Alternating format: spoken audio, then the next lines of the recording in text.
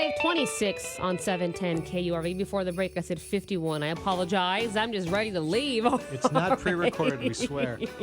We're live. Joining us on 710 KURV is Dr. Nathaniel Cogley, who teaches political science at Tarleton State University, to talk about two things, impeachment and Kamala Harris. But Kamala first, Harris, may she rest in peace. Evidence for impeaching U.S. President Donald Trump for misconduct in office is overwhelming, according to the panel leading the Impeachment Inquiry. That's the way the BBC is reporting it over in the U.K. The president placed personal political interests above the national interests of the United States, it goes on to say. What do you think about that? Well, about the BBC spin, I mean, they're pretty supportive of the Democrats, although they're an international paper.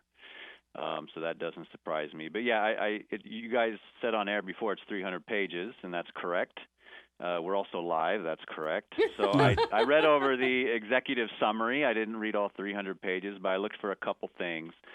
One thing I was looking for is how are they going to spin their evidence on a White House meeting, which Sondland gave them something to work with, over to evidence on withholding the funds, which they never had anything. And so, again, Schiff just merely conflates the two as public acts and never tries to explain why the evidence on the funds is good. I also did a search for Impoundment Control Act. I did an op-ed a while ago on that to see how they're using that. And they seem to just be completely ignoring Section 686, which authorizes the Comptroller General to file a report if the president doesn't send a special message. So they're just completely ignoring that, and they're basing on an opinion that the Comptroller General's office reached about timelines. So we should have expected this report to kind of be what we've been hearing out of the chairman, because it's kind of his report. And the Impoundment Act means that when Congress appropriates the money, the president has to go ahead and deliver the money, make sure the money is spent, that he or she just can't hold it up on a whim. Right. So President Nixon had been impounding money, not spending some that Congress had authorized. So they passed the Impoundment Control Act in 1974. And basically, within a fiscal year, it allows the president to defer the money on his own.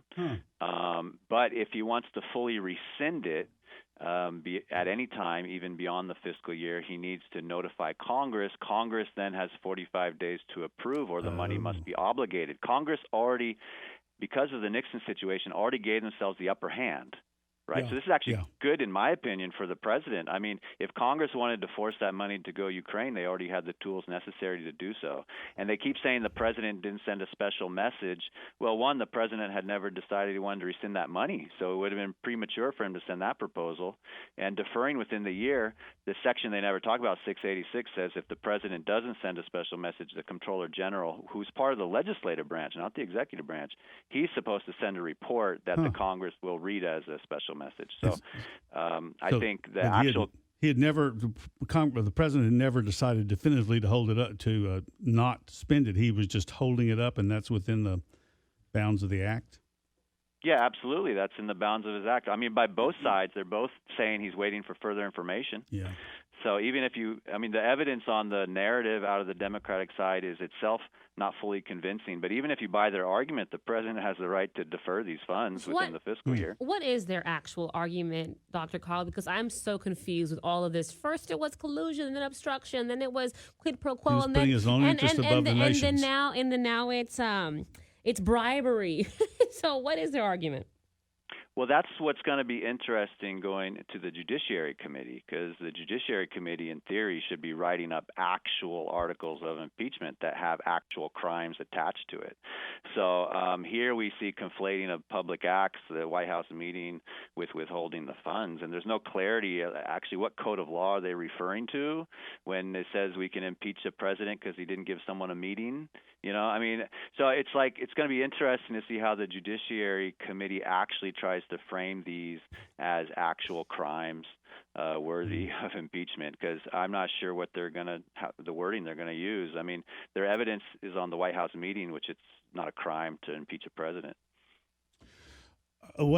Since we promised to get your opinion about poor old Kamala Harris, who, if you hadn't heard, listeners, has decided to cash in her chips. She's calling it quits as of this afternoon. Is that a big loss? Unexpected? Expected? What? She underperformed. She was on a lot of people's radars as potentially a vessel to unify the party.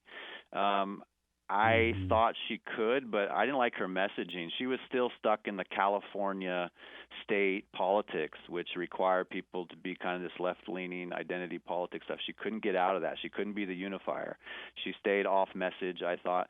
And what was interesting, we know she has a record as a prosecutor, but apparently she's not a good defense attorney, because as soon as Tulsi Gabbard criticized her in the July debate, she had no defense whatsoever. Her defense was one of the weakest I've ever seen by someone who knows how to prosecute, but apparently not handle someone else prosecuting. Her defense was, I know you are, but what am I? That's essentially what it was. She had none. And then even after she had no defense on the stage, on the media shows afterwards, she says, well, I'm top tier, Gabbard's not top tier. And it was very snobby. And that leads to another thing. She got a lot of money. She had $36.9 million by the end of the third quarter. If your goal is to survive Iowa, New Hampshire, and go have a good performance in South Carolina and then California, why the heck is the campaign ending now? You had $36.9 million to stick around through South Carolina and California. So she clearly mismanaged the money, overspent it. She wanted to be top tier. And in a crowded field where it's hard to get poll numbers, that's tough to do when other people are getting poll numbers. So she outspent, she tried to push too early, ran out of money. Scott Walker did this, if you go back into the Republican cycle a while ago. Governor of Wisconsin, he had to drop out before Iowa. So we've seen this kind of mismanaging of funds. And then she had two people running the campaign. She has Juan Rodriguez, her campaign manager, and then she has the campaign chairwoman, her sister, Maya Harris. So this is all a very confusing structure, lack of clarity, and who's actually running this thing. Well, the whole Democratic field is confusing, Dr. Cogley, even with this whole impeachment thing, because I'm pretty sure has there been a bombshell? Has there really been something that can say, wow, President Trump is guilty of X, Y, and Z, or even just X?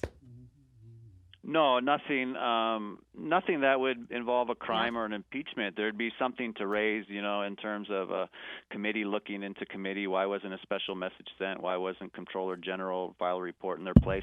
Even if the president defies Congress after 45 days, and we never even got close to that, the Comptroller General brings a civil action, not a criminal action against the president. So there may be some technical stuff here, nothing to move on impeachment. And I've always been skeptical that this is actually going to the Senate, as you guys know. And, that floor vote's going to be tough for them, for their swing district members. Giving control to the Senate's going to be tough. But I also agree it's tough to back down now. It's embarrassing. And it just seems like they've kind of peaked. I mean, whatever they do is not going to play well. I could see this floor vote, and I could see some centrist members breaking off. Everyone's self-interested, and we always assume there's some sort of cohesive strategy in a party. But at the end of the day, they're all self-interested politicians with their own districts to worry about. Yep. I wish we had more time, Dr. Cogley, but we got to go. We'll have you on soon. Promise. Thank you so much for joining us on 710 KURV. That is Dr. Nathaniel Cogley, who teaches political science at Tarleton State University, our guest on 710 KURV.